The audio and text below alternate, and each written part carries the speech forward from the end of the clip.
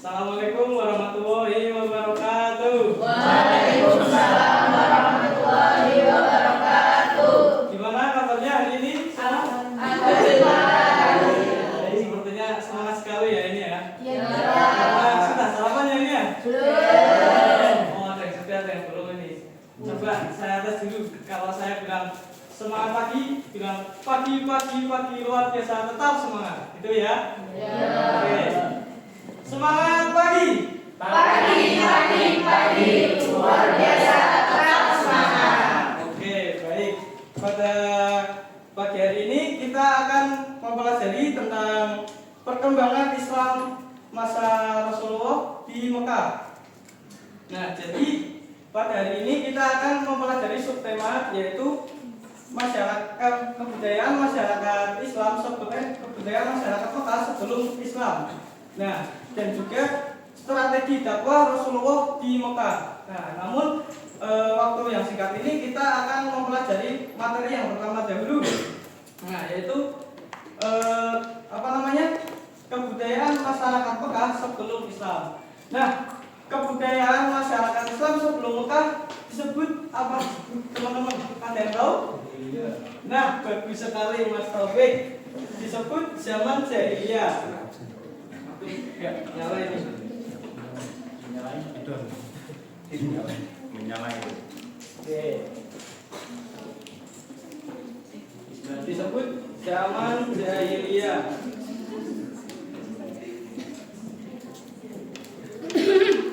Nah, ada yang tahu zaman jahiliyah itu apa? Oke, betul sekali Mas Taufik. Saya kasih nilai kamu plus. Zaman kebodohan.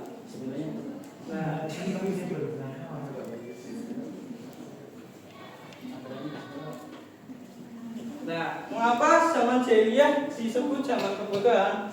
Nah, zaman jahiliyah itu berasal dari kata jahala yang berasal dari kata jahil yang diturunkan berasal dari bahasa Arab yaitu jahala yang berarti bodoh. Nah, di sini mengapa disebut zaman kebodohan? Karena masyarakat Mekah sebelum Islam itu sangat jauh dari agama dan hidup dalam kebodohan, teman-teman semua. Nah, selain hidup dalam kebodohan, masyarakat Mekah itu sebelum Islam juga sering melakukan maksiat. Apa contohnya? Yang tahu? Oke, berjudi. Apalagi? Mengempur anak perempuan. Apalagi? Apa? Menyembah berhala. Nah, di dalam zaman kebodohan ini masyarakat Mekah sering melakukan perjudian. Terus selain melakukan perjudian, mereka juga melakukan perbudakan.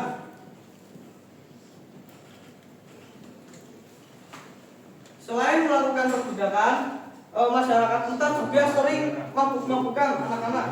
Jangan ditiru ya nih. Emang zaman kebutuhan ini.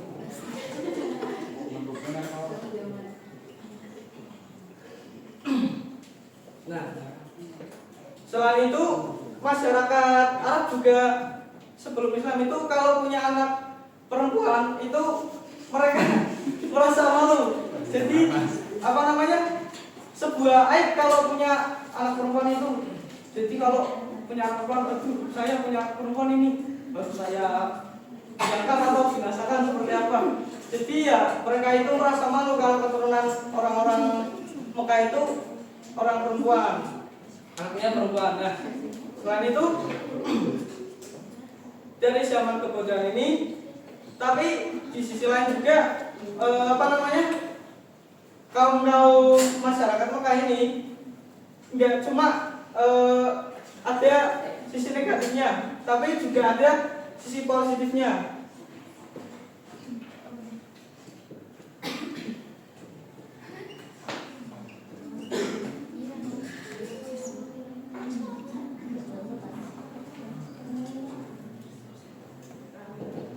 Nah, sisi positifnya itu seperti kayak kaum Quraisy suka berdagang. Jadi semuanya kaum Quraisy itu rata-rata pada berdagang. Nah,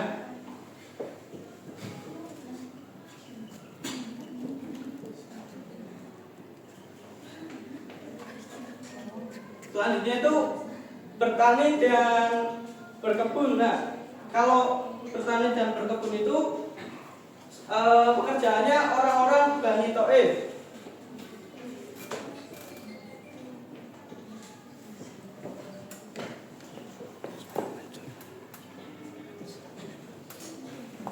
Nah, jadi masyarakat Mekah walaupun hidup dalam kebodohan atau masa jahiliyah, tapi juga ada sisi positifnya, ya semua negatif terus. Nah, bagaimana sampai sini? Udah apa?